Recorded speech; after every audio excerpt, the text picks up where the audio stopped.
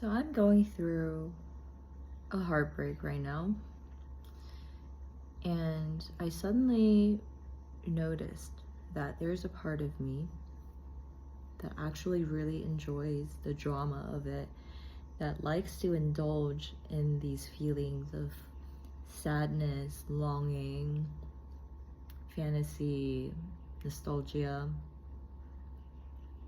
It feels so good to be riding on a motorcycle, earphones in, listening to a song that is super sad or reminds me of him, and just let myself be in that state of sadness. And I suddenly remembered a story my teacher told me. She was going through a pretty big heartbreak way back in the day, and her teacher at the time was like, okay, I can help you with this. And she removed that energy completely from her field, and she suddenly didn't feel anything anymore. She wasn't sad, she didn't miss him anymore. It was just gone. She was just fine. And then she was like, wait, this doesn't feel right. I don't want it to just be gone. Like, no, give it back to me. And so she got it back, and she started crying again. She started missing him, and oh my god, he left me. I love him so much. We can't be together in this life. Like, all this drama. And it took her like months to fully process and come out of it. And it sounds really funny, and most people would think that, oh, of course I wouldn't choose that for myself. Why wouldn't I want to be at peace and happy and detached from everything?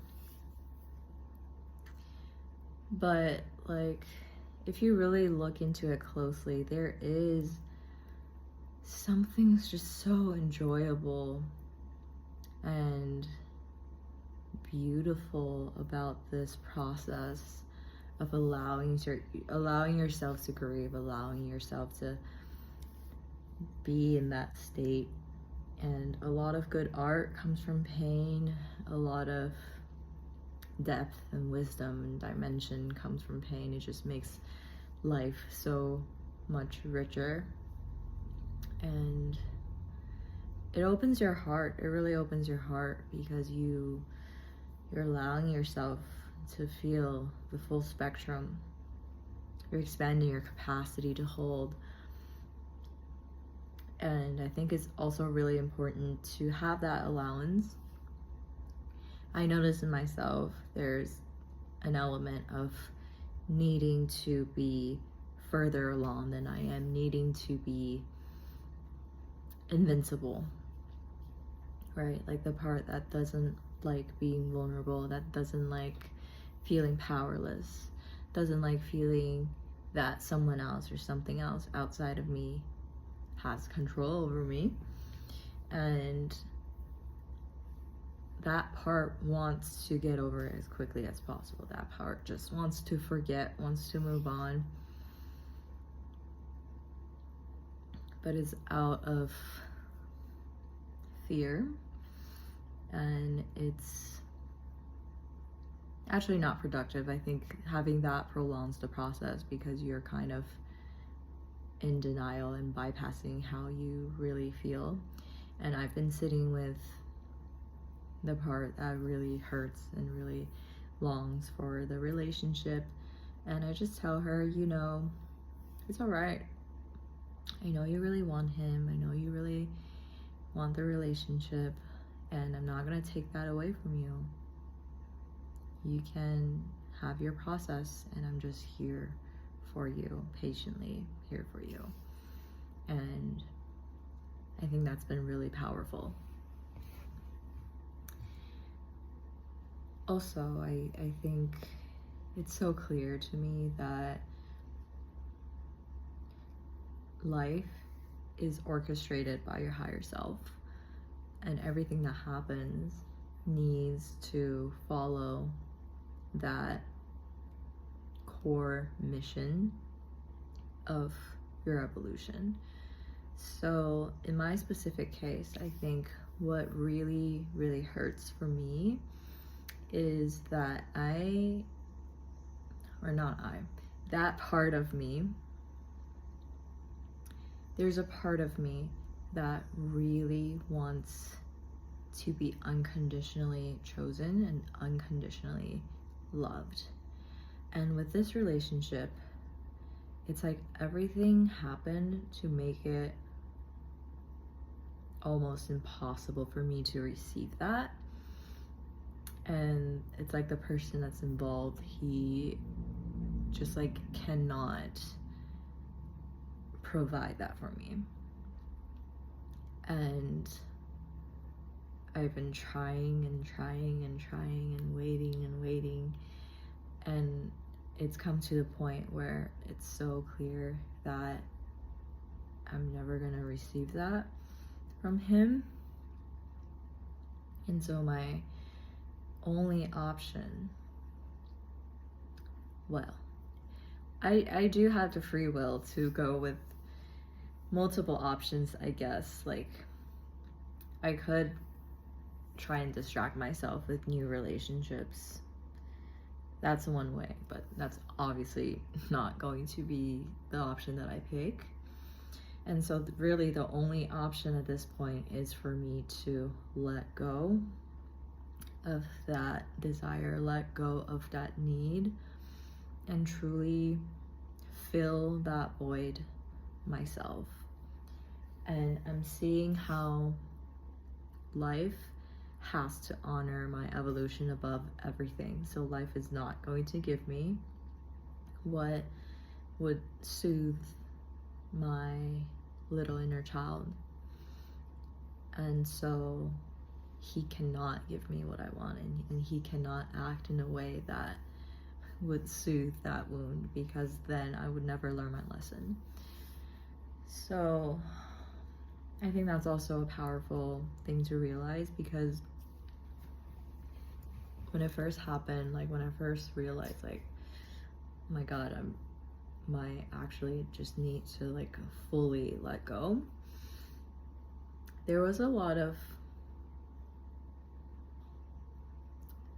resentment towards him, of like, why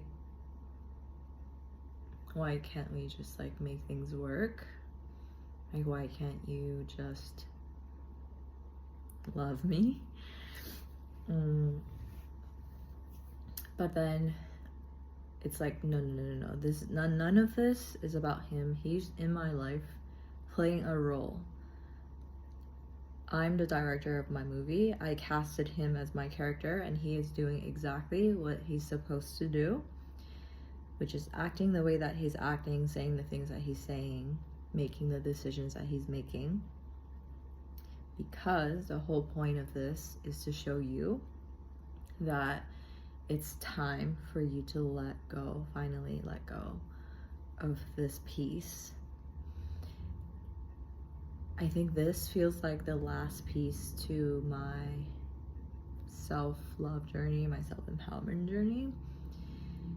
As I am right now, I can very confidently say I fully love myself, and I like who I am. I am proud of the person that I am. I am proud of the strength of my character, my integrity, my love, my gratitude, everything.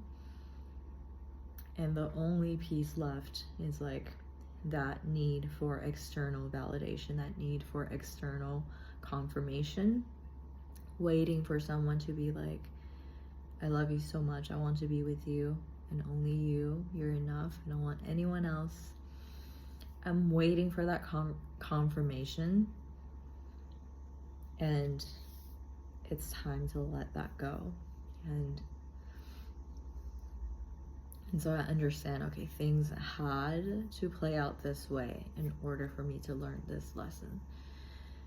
And that really takes away my attention on him, because now I'm not ruminating over what happened, what I said, what he said. I know none of it matters, as long as my energetics is out of line, as long as I haven't fully surrendered my need for validation, it's never gonna work. So it's like, okay, none of that matters anymore. Now it's just me, myself. How do I find that within myself? And again, it's allowing this part of me to have her process, because I've been sitting with her, allowing herself to express, cry, whatever she needs. But it's like every time I try to offer her love and validation, she's like, no, I don't want it from you. I want it from him. I want it from the external world. And it's like she refuses to believe, or she doesn't want to believe that I can be enough, this can be enough, because she doesn't want that. She wants it from the outside. And it's my job now to just honor that and just tell her, yeah, I know you don't want it from me, I know you want it from him, and that's okay. I'm just going to love you and be with you and stay with you where you're at.